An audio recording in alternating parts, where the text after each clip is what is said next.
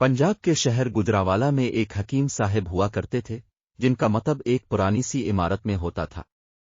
حکیم صاحب روزانہ صبح مطب جانے سے قبل بیوی کو کہتے کہ جو کچھ آج کے دن کے لیے تم کو درکار ہے ایک چٹ پر لکھ کر دے دو۔ بیوی لکھ کر دے دیتی۔ اب دکان پر آ کر سب سے پہلے وہ چٹ کھولتے۔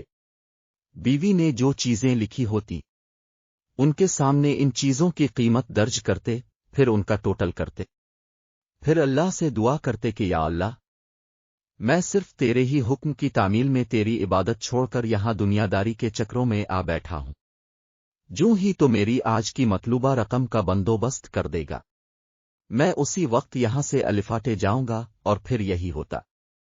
کبھی صبح کے 9:30، کبھی 10 بجے حکیم صاحب مریضوں سے فارغ ہو کر واپس اپنے گاؤں چلے جاتے۔ ایک دن حکیم صاحب نے دکان کھولی، رقم کا حساب لگانے کے لیے چنٹ کھولی تو وہ چنٹ کو دیکھتے کے دیکھتے ہی رہ گئے۔ ایک مرتبہ تو ان کا دماغ گھوم گیا۔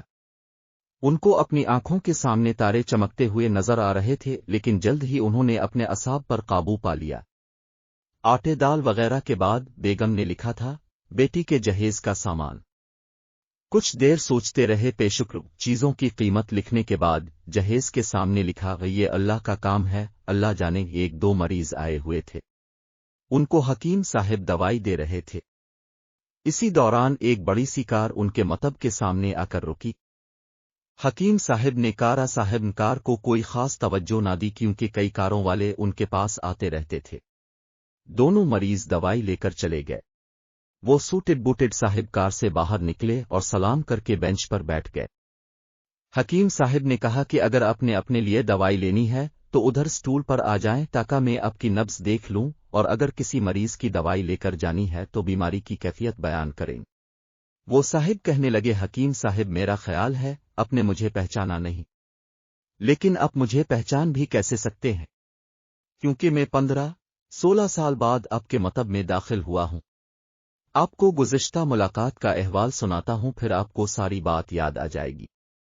جب میں پہلی مرتبہ یہاں آیا تھا تو وہ میں خود نہیں آیا تھا، خدا مجھے آپ کے پاس لے آیا تھا، کیونکہ خدا کو مجھ پر رحم آ گیا تھا اور وہ میرا گھر آباد کرنا چاہتا تھا۔ ہوا اس طرح تھا کہ میں لاہور سے میرپور اپنی کار میں اپنے آبائی گھر جا رہا تھا۔ آپ کی دکان کے سامنے ہماری کار پنکچر ہو گئی۔ ڈرائیور کار کا پہیہ اتار کر پنکچر لگوانے چلا گیا۔ آپ نے دیکھا کہ میں گرمی میں کار کے پاس کھڑا ہوں۔ آپ میرے پاس آئے اور اپنے مطب کی طرف اشارہ کیا اور کہا کہ ادھر آ کر کرسی پر بیٹھ جائیں، اندھا کیا چاہے 2 آنکھیں۔ میں نے آپ کا شکریہ ادا کیا اور کرسی پر آ کر بیٹھ گیا۔ ڈرائیور نے کچھ زیادہ ہی دیر لگا دی تھی۔ ایک چھوٹی سی بچی بھی یہاں آپ کی میز کے پاس کھڑی تھی اور بار بار کہہ رہی تھی چلی نا، مجھے بھوک لگی ہے۔ آپ اسے کہہ رہے تھے بیٹی تھوڑا صبر کرو، ابھی چلتے ہیں۔ میں نے یہ سوچ کر کے اتنی دیر سے آپ کے پاس بیٹھا ہوں، مجھے کوئی دوائی اب سے خریدنی چاہیے تاکہ آپ میرے بیٹھنے کو زیادہ محسوس نہ کریں۔ میں نے کہا حکیم صاحب میں 5-6 سال سے انگلینڈ میں ہوتا ہوں۔ انگلینڈ جانے سے قبل میری شادی ہو گئی تھی، لیکن ابھی تک اولاد کی نعمت سے محروم ہوں۔ یہاں بھی بہت علاج کیا اور وہاں انگلینڈ میں بھی، لیکن ابھی قسمت میں مایوسی کے سوا اور کچھ نہیں دیکھا۔ آپ نے کہا میرے بھائی، توبہ استغفار پڑھو، خدارا اپنے خدا سے مایوس نہ ہو، یاد رکھو اس کے خزانے میں کسی شے کی کمی نہیں۔ اولاد، مال و اسباب اور غمی خوشی، زندگی موت، ہر چیز اسی کے ہاتھ میں ہے۔ کسی حکیم ڈاکٹر کے ہاتھ میں شفا نہیں ہوتی اور نہ ہی کسی دوا میں شفا ہوتی ہے۔ شفا اگر ہونی ہے تو اللہ کے حکم سے ہونی ہے۔ اولاد دینی ہے تو اسی نے دینی ہے۔ مجھے یاد ہے اب باتیں کرتے جا رہے اور ساتھ ساتھ پڑیاں بنا رہے تھے۔ تمام دوائیاں اپنے 2 حصوں میں تقسیم کر کے 2 لفافوں میں ڈالیں۔ پھر مجھ سے پوچھا کہ آپ کا نام کیا ہے؟ میں نے بتایا کہ میرا نام محمد علی ہے۔ اپنے ایک لفافہ پر محمد علی اور دوسرے پر بیگم محمد علی لکھا۔ پھر دونوں لفافے ایک بڑے لفافہ میں ڈال کر دوائی استعمال کرنے کا طریقہ بتایا۔ میں نے بے دلی سے دوائی لے لی، کیونکہ میں تو صرف کچھ رقم آپ کو دینا چاہتا تھا، لیکن جب دوائی لینے کے بعد میں نے پوچھا کتنے پیسے، آپ نے کہا بس ٹھیک ہے۔ میں نے زیادہ زور ڈالا تو آپ نے کہا کہ آج کا کھاتا بند ہو گیا ہے۔ میں نے کہا مجھے آپ کی بات سمجھ نہیں آئی۔ اسی دوران وہاں ایک اور آدمی آ چکا تھا۔ اس نے مجھے بتایا کہ کھاتا بند ہونے کا مطلب یہ ہے کہ آج کے گھریلو اخراجات کے لیے جتنی رقم حکیم صاحب نے اللہ سے مانگی تھی وہ اللہ نے دے دی ہے، مزید رقم وہ نہیں لے سکتے۔ میں کچھ حیران ہوا اور کچھ دل میں شرمندہ ہوا کہ میرے کتنے گھٹیا خیالات تھے اور یہ سادہ سا حکیم کتنا عظیم انسان ہے۔ میں نے جب گھر جا کر بیوی کو دوائیاں دکھائیں اور ساری بات بتائی تو بے اختیار اس کے منہ سے نکلا وہ انسان نہیں کوئی فرشتہ ہے اور اس کی دی ہوئی ادویات ہمارے من کی مراد پوری کرنے کا باعث بنیں گی۔ حکیم صاحب آج میرے گھر میں 3 پھول اپنی بہار دکھا رہے ہیں۔ ہم میاں بیوی ہر وقت آپ کے لیے دعائیں کرتے رہتے ہیں۔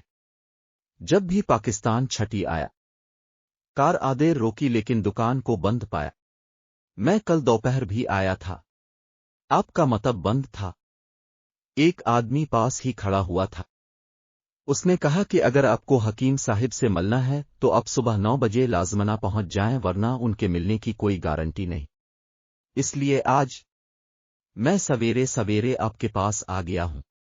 محمد علی نے کہا کہ جب 15 سال قبل میں نے یہاں آپ کے مطب میں آپ کی چھوٹی سی بیٹی دیکھی تھی تو میں نے بتایا تھا کہ اس کو دیکھ کر مجھے اپنی بھانجی یاد آ رہی ہے۔ حکیم صاحب ہمارا سارا خاندان انگلینڈ سیٹل ہو چکا ہے، صرف ہماری ایک بیوہ بہن اپنی بیٹی کے ساتھ پاکستان میں رہتی ہے۔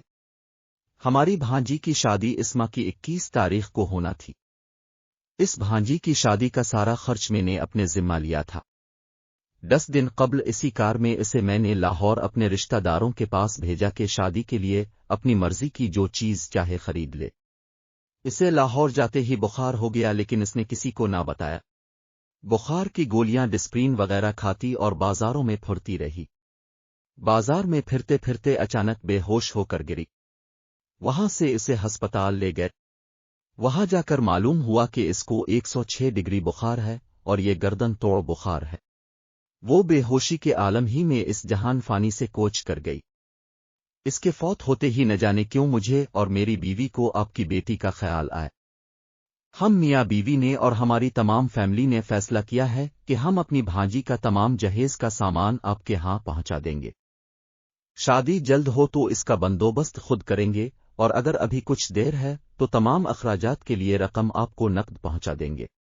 آپ نے نہ نہیں کرنی، آپ اپنا گھر دکھا دیں تاکہ سامان کا ٹرک وہاں پہنچایا جا سکے۔ حکیم صاحب حیران و پریشان یوں گویا ہوئے، محمد علی صاحب آپ جو کچھ کہہ رہے ہیں مجھے سمجھ نہیں آ رہا، میرا اتنا دماغ نہیں ہے۔ میں نے تو آج صبح جب بیوی کے ہاتھ کی لکھی ہوئی چٹ یہاں آ کر کھول کر دیکھی تو مرچ مسالہ کے بعد جب میں نے یہ الفاظ پڑھے بیٹی کے جہیز کا سامان تو آپ کو معلوم ہے میں نے کیا لکھا۔ اب خود یہ چٹ ذرا دیکھیں۔ محمد علی صاحب یہ دیکھ کر حیران رہ گئے کہ بیٹی کے جہیز کے سامنے لکھا ہوا تھا یہ کام اللہ کا ہے، اللہ جانے۔ محمد علی صاحب یقین کریں آج تک کبھی ایسا نہیں ہوا تھا کہ بیوی نے چٹ پر چیز لکھی ہو اور مولا نے اس کا اسی دن بندوبست نہ کر دیا ہو۔ واہ مولا واہ، تو عظیم ہے تو کریم ہے۔ آپ کی بھانجی کی وفات کا صدمہ ہے لیکن اس کی قدرت پر حیران ہوں کہ وہ کس طرح اپنے معجزے دکھاتا ہے۔ حکیم صاحب نے کہا جب سے ہوش سنبھالا ایک ہی سبق پڑا کہ صبح ورد کرنا ہے رازق رازق تو ہی رازق اور شام کو اور شکر شکر مولا تیرا شکر۔ دوستو اگر یہ واقعہ آپ کو پسند آئے تو اپنے دوستوں کے ساتھ ضرور شیئر کریں۔